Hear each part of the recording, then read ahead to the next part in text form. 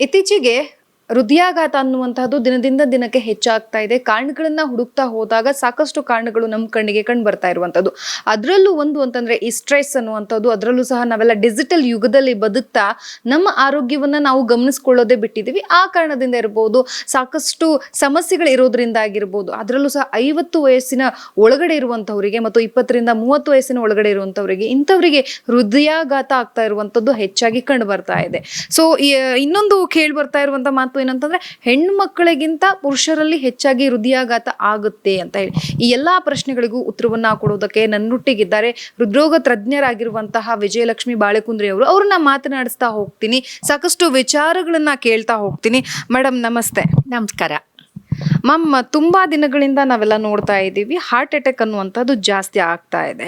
ಅದರಲ್ಲೂ ಈ ವಯಸ್ಸಿನ ವಿಚಾರವನ್ನ ಬಂತು ಅಂತಂದ್ರೆ 40 ರಿಂದ 50 ವಯಸ್ಸಿನ ಒಳಗಡೆ ಇರೋರಿಗೆ ಹೆಚ್ಚಾಗಿ ಆಗ್ತಾ ಇರುವಂಥದ್ದು. ಇನ್ನು 20 ರಿಂದ 30 ವಯಸ್ಸಿನವರಿಗೆ ಯಾವ ಕಾರಣಕ್ಕಾಗಿ ಹೆಚ್ಚಾಗಿ ಈ ವಯಸ್ಸಿನವರಲ್ಲಿ ಕಂಡು ಬರ್ತಾ ಇದೆ? ನೋಡಿ, ಈಗ 30 ವರ್ಷದ ಹಿಂದೆ ಕಂಪೇರ್ ಮಾಡಿದ್ರೆ 4 ಪಟ್ಟು ಹೆಚ್ಚಾಗಿದೆ. ಕೇವಲ ಪಟ್ಟಣದಲ್ಲಿ ಅಷ್ಟೇ ಅಲ್ಲ, ಹಳ್ಳಿಗಳಲ್ಲೂ ಕೂಡ ಹೆಚ್ಚಾಗ್ತಾ ಇದೆ. ಎಲ್ಲರೂ ಏನು ಕೊಂಡ್ಕೊಳ್ತಾರೆ, ಸ್ಟ್ರೆಸ್ಸಿಂದ ಅಂತ. ಹೌದು, ಸ್ಟ್ರೆಸ್ಸಿಂದ ಆಗುತ್ತೆ, ಇಲ್ಲ ಅಂತಲ್ಲ. ಆದರೆ ಈಗ ಆಗ್ತಾ ಇರೋ ಹಾರ್ಟ್ ಅಟ್ಯಾಕ್ಗಳು ಬದಲಾದ ಜೀವನ ಶೈಲಿಯಿಂದ. ಒಂದು ಕಾಲಕ್ಕೆ ಮೈಮುರಿದು ದುಡಿದು ಬೆವರು ಸುರಿಸಿ ಕೆಲಸ ಮಾಡಿ ಸ್ಲಿಮ್ ಆಗಿ ಟ್ರಿಮ್ ಆಗಿ ಹೊಟ್ಟೆ ತುಂಬ ಊಟ ಮಾಡಿ ಕಣ್ ತುಂಬ ನಿದ್ರೆ ಮಾಡ್ತಾಯಿದ್ರು. ಆದರೆ ಈಗ ನಿದ್ರೆ ಮಾಡ್ತಾ ಇಲ್ಲ, ರಾತ್ರಿ ಎಲ್ಲ ಪಾರ್ಟಿ ಮಾಡ್ತಾ ಇದ್ದಾರೆ.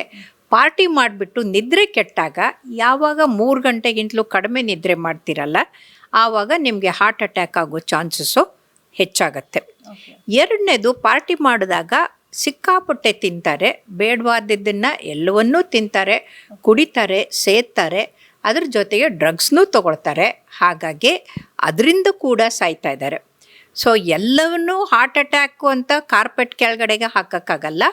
ಅವ್ರು ಮಾಡ್ತಾ ಇರುವಂಥ ದುಶ್ಚಟಗಳಿಂದ, ದುರಭ್ಯಾಸಗಳಿಂದ ಜನ ಸಾಯ್ತಾ ಇದ್ದಾರೆ ಅನ್ನೋದನ್ನು ಜನ ಅರ್ಥ ಮಾಡ್ಕೊಳ್ಬೇಕು. ಯಾಕಂತಂದರೆ ಮೂಲ ಕಾರಣ ಏನು ಅಂತ ಅರ್ಥ ಮಾಡ್ಕೊಳ್ಳದೆ ಅಯ್ಯೋ ಹೀಗಾಯಿತು ಅಂತ ಕಣ್ಣೀರು ಹಾಕಿದ್ರಲ್ಲ, ಅದರಿಂದ ಬುದ್ಧಿ ಕಲಿಬೇಕು.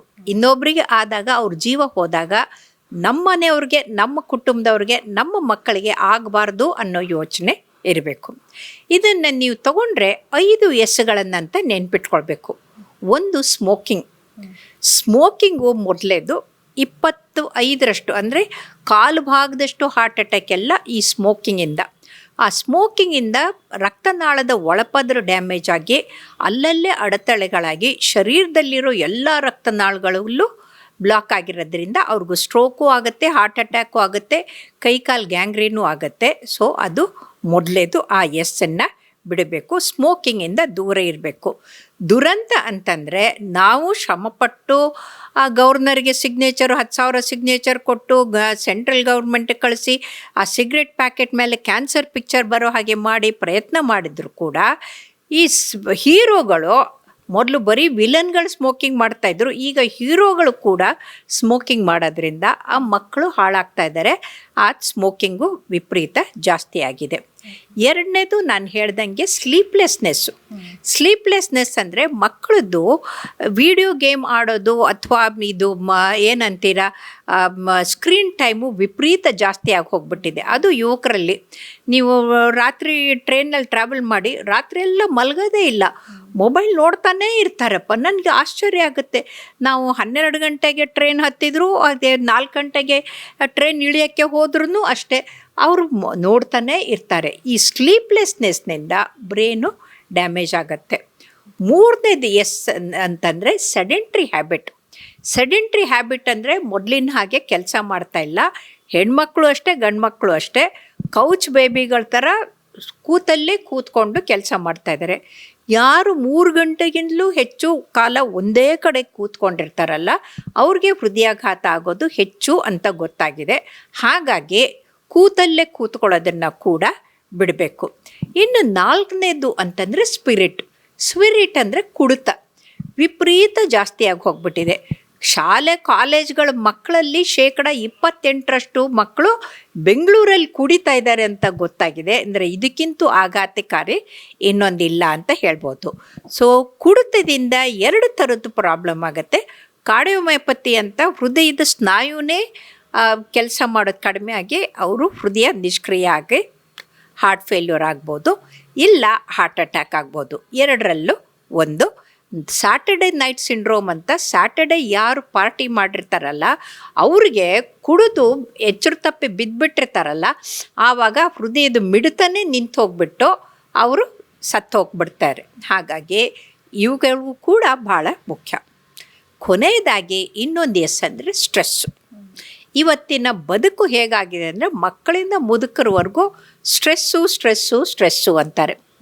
ಒಂದು ಕಾಲಕ್ಕೆ ಏನಾದರೂ ಕಷ್ಟ ಆದರೆ ಅಯ್ಯೋ ಪರಮಾತ್ಮನಿದ್ದಾನೆ, ಅವ್ನು ನೋಡ್ಕೋತಾನೆ, ಪರಮಾತ್ಮ ನೀನೇ ನೋಡಪ್ಪ ಅಂತ ಕೈ ಮುಗಿದ್ಬಿಟ್ಟು ಅವನಿಗೆ ಇದು ಮಾಡಿಕೊಂಡು ಕಷ್ಟನ ಸಹಿಸುವಂಥ ಶಕ್ತಿ ಇತ್ತು. ಈಗ ಯಾರಿಗೂ ಕಷ್ಟ ಬೇಡ, ಎಲ್ಲರೂ ಕೂಡ ಆರಾಮಾಗಿ ಲೇಜಿಗಳಾಗಿರಬೇಕು. ಹಾಗಾಗಿ ಇವತ್ತಿನ ಜೀವನ ಶೈಲಿ ಬದಲಾಗಿದ್ದಕ್ಕೆ ಕಾರಣ ಅದರಿಂದ ಆಗಿರುವಂಥ 3: ಒಂದು ವಿಲಾಸೀಕರಣ, ಆಲಸೀಕರಣ, ದುರಾಸೀಕರಣ. ಈ 3 ಕಾರಣಗಳಿಂದ ನಮ್ಮ ಯುವಕರು ಯುವತಿಯರು ಹಾಳಾಗ್ತಾ ಇದ್ದಾರೆ. ಒಂದು ಕಾಲಕ್ಕೆ ಹೆಣ್ಣು ಮಕ್ಕಳಿಗೆ ಹಾರ್ಟ್ ಅಟ್ಯಾಕ್ ಕಡಿಮೆ ಅಂತ ಇತ್ತು, ಈಗ ಹೆಣ್ಮಕ್ಕಳಲ್ಲೂ ಕೂಡ ಹೆಚ್ಚಾಗ್ತಾ ಇದೆ. ಅದಕ್ಕೆ ಕಾರಣ ಏನು ಅಂತಂದರೆ ಅವರೂ ಕೂಡ ನಾವೇನು ಕಡಿಮೆ ಅಂತ ಸಿಗರೇಟ್ ಸೇದ್ತಾ ಇದ್ದಾರೆ, ಕುಡಿತಾ ಇದ್ದಾರೆ, ಪಾರ್ಟಿ ಮಾಡ್ತಾ ಇದ್ದಾರೆ, ಕುಣಿತಾ ಇದ್ದಾರೆ. ಅದರಲ್ಲೂ ಡಿ ಜೆ ಮ್ಯೂಸಿಕ್ ಹಾಕ್ಕೊಳ್ತಾರಲ್ಲ, ಆ ಡಿ ಜೆ ಮ್ಯೂಸಿಕ್ನಲ್ಲಿ 70, 80, 90 ಡೆಸಿಬಲ್ ಸೌಂಡ್ಗಳು ಬಂದಾಗ ಬ್ರೇನಿಗೆ ಹ್ಯಾಮರ್ ಮಾಡ್ದಂಗೆ ಆಗುತ್ತೆ. ಅದರಿಂದ ಹೃದಯದ ಮಿಡಿತ ಏರುಪೇರಾಗಿ ಹೋಗ್ಬಿಟ್ಟು ವೆಂಟ್ರಿಕ್ಯುಲರ್ ಫಿಬ್ರಿಲೇಷನ್ ಆಗಿ ಅಲ್ಲೇ ಕುಸಿದು ಬಿದ್ದುಬಿಡ್ತಾರೆ. ಅಂದರೆ ಅವರಿಗೆ ಮುನ್ಸೂಚನೆ ಅನ್ನೋದು ಕೂಡ ಇರಲ್ಲ. ಅಂದರೆ ಹಳೆ ಕಾಲದ ಕೊರೊನರಿ ಆರ್ಟರಿ ಡಿಸೀಸ್ನಲ್ಲಿ ರಕ್ತನಾಳದಲ್ಲಿ ಜಿಡ್ಡು ಶೇಖರಣೆಗೊಂಡು ಬ್ಲಾಕ್ ಆಗಿದ್ದರೆ ಅದು 70%, 80% ಬ್ಲಾಕ್ ಆದಾಗ ನಡೆದಾಗ ಎದೆನೋ ಬರ್ತಾಯಿತ್ತು, ಮುನ್ಸೂಚನೆ ಬರ್ತಾಯಿತ್ತು. ಆವಾಗ ಬಂದವರು ಆ್ಯಂಜಿಯೋಗ್ರಾಮ್ ಮಾಡಿಕೊಂಡು ಆ್ಯಂಜಿಯೋಪ್ಲಾಸ್ಟಿ ಮಾಡಿಸ್ಕೊತಾಯಿದ್ರು. ಆದರೆ ಇವತ್ತಿನ ಯುವಕರು ಮಾಡ್ತಾ ಇರೋ ಪಾರ್ಟಿಯಲ್ಲಿ ತಗೊಳ್ತಾ ಇರೋದು ಗಾಂಜಾ, ಹಶೀಶು, ನೀವು ಹೆಸರು ಹೇಳೋಕ್ಕೆ ಆಗೋದಿಲ್ಲ, ಅಷ್ಟರ ಮಟ್ಟಿಗೆ ಕೆಟ್ಟು ಹೋಗಿದ್ದಾರೆ. ಎಲ್ಲಂದರೆ ಅಲ್ಲಿ ಡ್ರಗ್ ಸಪ್ಲೈ ಆಗ್ತಾ ಇದೆ. ಹಾಗಾಗಿ ಈ ಡ್ರಗ್ ಸಪ್ಲೈ ಆಗ್ತಾ ಇರೋದು ಕರ್ನಾಟಕದಲ್ಲಿ ಇಷ್ಟು ವಿಪರೀತ ಬೆಳೆದಿದ್ದು ಈಗ ಕೆಲವು ವರ್ಷಗಳಿಂದ, ಅದ್ರ ಮೊದಲು ಹೀಗಿರಲಿಲ್ಲ. ಹಾಗಾಗಿ ನೀವು ಯಾವುದೇ ಇವ್ರದ್ದು ತಗೊಳ್ಳಿ, ಅವರು ಸ್ಟ್ರೆಸ್ ಅಂದಿರ್ತಾರೆ, ಇನ್ನೇನೋ ಅಂದಿರ್ತಾರೆ, ಆದರೆ ಅದೆಲ್ಲ ಕೂಡ ಪಾರ್ಟಿ ಮಾಡಿ ಡ್ರಗ್ಸ್ ತೊಗೊಂಡೆ ಸತ್ತವ್ರದ್ದು ಸಂಖ್ಯೆ ಹೆಚ್ಚು ಅಂತ ಹೇಳ್ಬೋದು.